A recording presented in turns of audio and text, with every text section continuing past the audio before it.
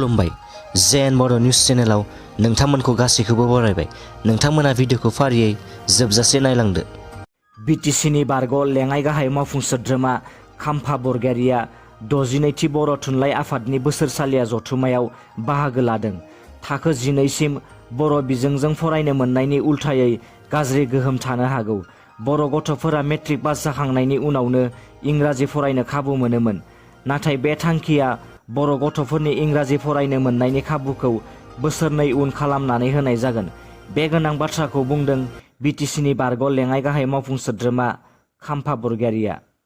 आसामनि तेजपुराव सासे आर्मि अफिसारखौ बुथारनाय केसआव सोमोन्दो थानायनि दायाव हमदों होननानै खौरां मोननाय जादों। मिथिनो मोननाय बायदिब्ला बे आर्मि अफिसारखौ सासे आइजोखौ मोजां मोननानै बुथारनायनि दायाव हमदों। हमजानाय आर्मि अफिसारखौ लेफ्टेनेन्ट कलनेल अमरेन्दर सिंह वालिया होननानै सिनायथिनो मोन्दों। अमरेन्दर सिंहखौ तेजपुर आर्मि बेटेलियननि 4थि कर्प्स हेडक्वार्टार्सनिफ्राय हमनो हादों। बे अफिसारखौ सांसारि पुलिसआ तेजपुर पुलिसजों लोगो नांनानै हमो। मख'नो गोनांदि थांनाय 15 फेब्रुवारियाव कामरुपनि सांसारियाव थानाय 31 नं माहारियारि राजा लामानि साखाथिनिफ्राय सासे आइजोनि गोथै देहा बोखांनो हादोंमोन। बेनि उननिफ्राय सांसारि पुलिसआ बे बुथारनाय जाथायनि दायनिगिरिखौ हमनो थाखाय नायबिजिरगासिनो दंमोन। मिथिनाय बायदिब्ला पान्जाबनि थागिबि अमरिन्दर सिंहआ बे आइजोजों गोबाव समनिफ्रायनो मोजां मोनलायनाय सोमोन्दोआव दंमोन। अमरिन्दर सिंहआ तेजपुर आर्मिनि पाब्लिक रिलेशन अफिसार महरै खामानि मावगासिनो दंमोन। मानास माहारियारि हाग्रामायाव मैहुर खालामग्रानि आखायाव मासे मैदेरा बोलि जानांदों। फोरमायनाय बायदिब्ला मानास माहारियारि हाग्रामानि चिरांनि पानबारि रेन्जनि बेंखनाव थानाय साहेबगाथोननि साखाथियाव जादों बे जाथाया। मिथिनाय बायदिब्ला पानबारि रेन्जनिफ्राय 10 किल'मिटारसो जानथायनि अरनबारियाव शिकारिनि आखायाव बोलि जानांदों मासे मैदेरा।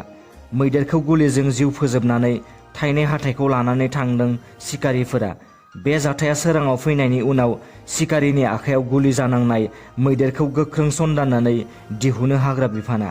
मिथिनो मोननाय बायदिब्ला हाग्रा बिफाननि गोजौ थाखोनि बिबानगिरिफोरा जाथायसालियाव नुजाथिनानै थैनाय मैदेरखौ पस्टमर्टेम खालामनानै फबनानै दोननाय जाबाय।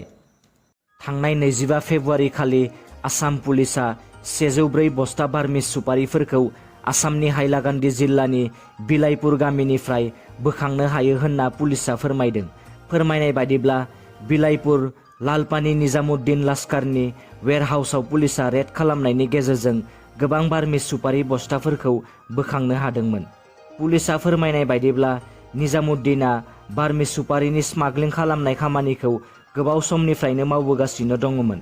पुलिसआ बार्मिस सुपारिखौ निजामुद्दिननि गडाउननिफ्राय बोखांनाय उननिफ्रायनो निजामुद्दिना खारखोमाना दं होनना मिथिनो मोन्दों। हाइलाकान्दिनि एडिशनेल एसपि बिद्युत दासआ खौरांगिरिनि गेजेरजों फोरमायनाय बायदिब्ला बोखांनो हानाय सुपारिनि बेसेना गासै 20 लाखसो रां जागोन। दिनैनि रादाबा एसेनोसै। नोंथांमोना भिडिअखौ नायनानै मोजां मोनदोंबा अन्नानै चेनेलखौ साबस्क्राइब खालामनो दाबाव। लोगोसे लाइक, शेयार आरो कमेन्ट खालामहर, जाहाथे उनाव आं नोंसोरनिसिम गोदान निउसनि आपडेटफोर लाबोबाय थानो हायो। गोजोन्थों।